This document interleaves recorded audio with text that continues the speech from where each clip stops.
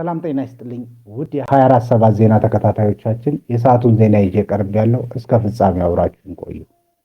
በቅድሚያ የሰሜን ሸዋ ዞን አቃቢ ሕግ ነቢይ ሄኖክ ግርማ የጂፒኤስ ኢንተርናሽናል ቸርች መስራች ህዝብን በመሳደብ ብጥብጥ በመፍጠር በማሰብ ወንጀል ከሷቸዋል። ከሰሞኑ በማህበራዊ ሚዲያዎች ላይ የሃይማኖት አስተማሪው አንዲት ሴት ከየት እንደመጣች ከጠየቁ በኋላ ሴትየዋ ከሰላሌ መሆኗን ስትናገር ነቢይ ሄኖክ ሀገሩ የጠንቋይ ነው ብለው ሲናገሩ የሚያሳይ ቪዲዮ ተሰራጭቶ የብዙዎች መነጋገሪያ ሆኗል። ቪዲዮ በማህበራዊ ሚዲያዎች ከተለያዩ አካላት ግብረ መልስ ያገኘ ሲሆን ነቢይ ሄኖክ ግርማም የወጣው ቪዲዮ ያለ አግባብ ተወስዶ ቅሬታን ፈጥሯል በማለት ይቅርታ ጠይቋል።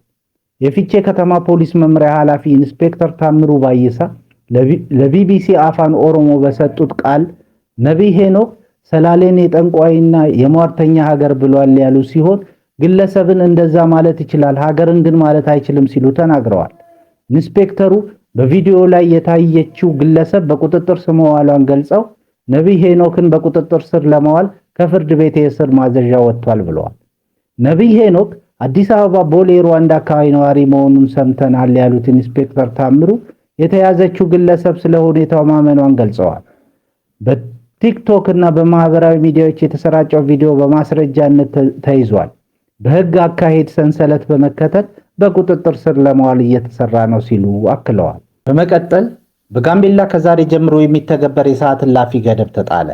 በዚህም መሰረት በጋምቤላ ከተማና የጸጥታ ችግር በሚስተዋልባቸው የክልሉ አካባቢዎች ሁሉ ከምሽቱ 2 ሰዓት እስከ ንጋቱ 12 ሰዓት ድረስ ማንኛውም አይነት እንቅስቃሴ ተከልክሏል። ለጸጥታ ኃይሎችና ለተፈቀደላቸው አካላት ብቻ ክፍት እንደሚሆን ታውቋል። የተጣሉ ክልከላዎችን ከተመደቡ የጸጥታ ኃይሎች በስተቀር ማንኛውም ተሽከርካሪ ሆነ ሰው ከምሽቱ 2 ሰዓት እስከ ንጋቱ 12 ሰዓት መንቀሳቀስ አይችልም። ከተፈቀደላቸው የጸጥታ አካላት ውጪ በየትኛውም ቦታ ጦር መሳሪያ ይዞ መንቀሳቀስ በጥብቅ የተከለከለ ነው። በክልሉ ሰላምና መረጋጋት እንዲሰፍን የህብረተሰቡ ክፍል የተጣሉ ገደቦችን በማክበርና በማስከበር ረገድ ኃላፊነት እንዲወጣ ጥሪ ቀርቧል። የክልሉ መንግስት ይህንን አስቸኳይ እርምጃ ለመውሰድ የተገደደው ሰሞኑን በክልሉ በተከሰተው የጸጥታ መደፍረስ ምክንያት መሆኑን በመግለጫው አመልክቷል። በደቡብ ኦሞ ዞን በና ጸማይ ወረዳ ምንነቱ ባልታወቀ በሽታ በርካታ የቁም እንስሳት እየሞቱ እንደሚገኙ የወረዳው መስተዳደር አስታወቀ።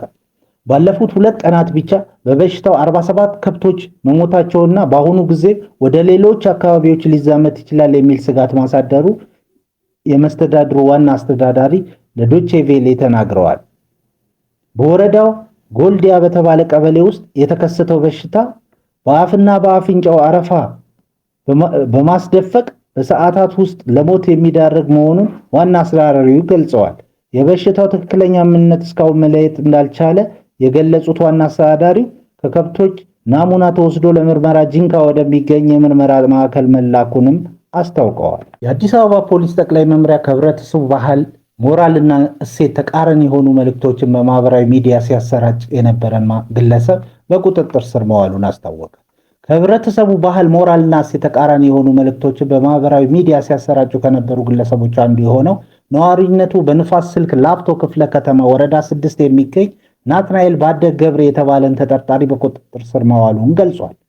ግለሰቡ የማህበራዊ ሚዲያን ዩቲዩብ እና ቲክቶክን በመጠቀም በንግግር ልቅ ጾታዊ ግንኙነት የሚያበረታታና የሚያስፋፋ አጸያፊ መልእክቶችን ሲያሰራጭ በመቆየቱ በቁጥጥር ስር እንደዋለው አስረድቷል።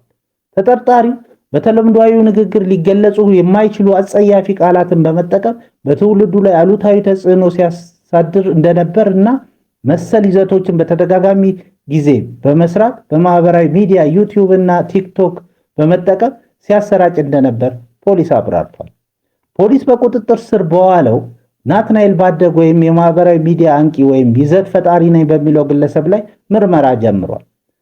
በአንዳንድ ኃላፊነት በማይሰማቸው ግለሰቦች በተለይም ማህበራዊ ሚዲያዎች ላይ ከህብረተሰቡ ሞራል፣ ባህልና እሴት ባፈነገጠው ሁኔታ አሉታዊ መረጃዎች እየተሰራጩ መሆኑን ያስታወቀው ፖሊስ በማህበረሰቡ በተለይም ታዳጊ በሆኑ ህጻናት ስነ ልቦናና ሞራል ላይ ከፍተኛ ጉዳት እያደረሱ መሆኑን ገልጿል። በቀጣይም ተመሳሳይ ድርጊት ውስጥ በሚገቡ ግለሰቦች ላይ ተገቢውን ህጋዊ እርምጃ እንደሚወስድ የአዲስ አበባ ፖሊስ ጠቅላይ መምሪያ አሳስበዋል። ወደ ውጭ ዜና ስናልፍ ሩሲያ በሚቀጥሉት 10 ዓመታት በጨረቃ ላይ የኃይል ማመንጫ ለመገንባት ማቀዷ ተሰማ። የኃይል ማመንጫው ለሩሲያ የጨረቃ ተልእኮዎች እንዲሁም ለሩሲያና ቻይና የጋራ ምርምር ጣቢያ የኃይል አቅርቦት ለመስጠት የሚያገለግል ይሆናል ሲል ሮይተርስ የዘገበ ሲሆን የሩሲያ ብሔራዊ የጠፈር ኤጀንሲ ሮስኮስሞስ እንደገለጸው ይህንን የኃይል ማመንጫ እስከ 2036 ዓ.ም ድረስ ለመገንባት አልሟል። ለዚህም ፕሮጀክት ላቮችኪን አሶሲዬሽን ከተባለ የጠፈር ኩባንያ ጋር ስምምነት ተፈራርሟል። ይህ የኃይል ማመንጫ ወደ ጨረቃ ለሚላኩ መንኮራኩሮች፣ ለምልከታ ጣቢያዎችና ለምርምር ማዕከላት መሰረተ ልማት የኤሌክትሪክ ኃይል እንደሚያቀርብ ተዘግቧል። በሌላ ዜና ትናንት ምሽት በሰሜን ምስራቅ ናይጄሪያ ማይዱጉሪ ከተማ በሚገኝ አንድ መስጊድ ውስጥ በደረሰ የቦምብ ፍንዳታ ቢያንስ 7 ምዕመናን መገደላቸውን የዓይን እማኞች ለኤኤፍፒ ተናግረዋል። ለጥቃቱ እስካሁን ድረስ የትኛውም የታጠቀ ቡድን ኃላፊነት አልወሰደም። በመጨረሻም እስራኤል የጦር መሳሪያ ኢንዱስትሪን ለማልማት $110 ቢሊዮን ወጪ አደርጋለሁ አለች። የእስራኤል ጠቅላይ ሚኒስትር ቤንጃሚን ኔታንያሁ ረቡዕ ዕለት ለአዳዲስ አብራሪዎች በተዘጋጀ የምረቃ ስነ ስርዓት ላይ ሲናገሩ ራሳችን በራሳችን እያስታጠቅን መሰረታዊ አቅርቦቶችን መግዛታችንን እንቀጥላለን ብለዋል። አክለውም አገሪቱ ሙሉ በሙሉ ራሷን ችላ መቆም ትችል እንደሆነ አላውቅም፣ ነገር ግን በተቻለ መጠን አብዛኞቹ መሳሪያዎቻችንን በእስራኤል እንዲመረቱ ለማድረግ እንጥራለን ብለዋል። ሮይተርስ እንደዘገበው የእስራኤሉ መሪ ግባችን ለእስራኤል መንግስት የጦር መሳሪያ ኢንዱስትሪ መገንባትና አጋሮቻችንን ጨምሮ በማንኛውም ወገን ላይ ያለንን ጥገኝነት መቀነስ ነው ሲሉ ተናግረዋል።